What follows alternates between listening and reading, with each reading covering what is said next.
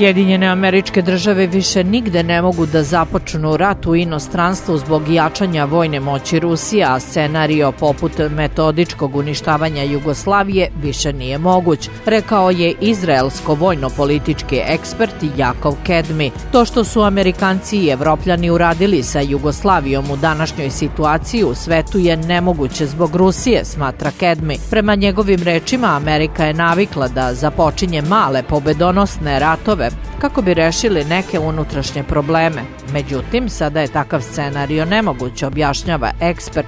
Amerika nije spremna za rat.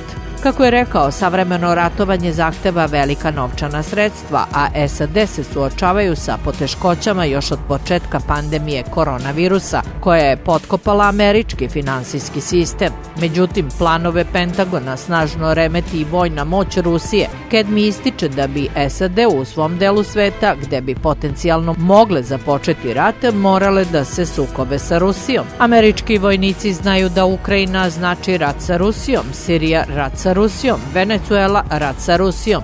Oni danas ne mogu započeti rat jer postoji Rusija, pojasnio je stručnjak. Prema njegovim rečima, SAD danas preživljavaju najveću konfrontaciju od vremena građanskog rata, a razlog su ekonomski i socijalne protivurečnosti među stanovništvom.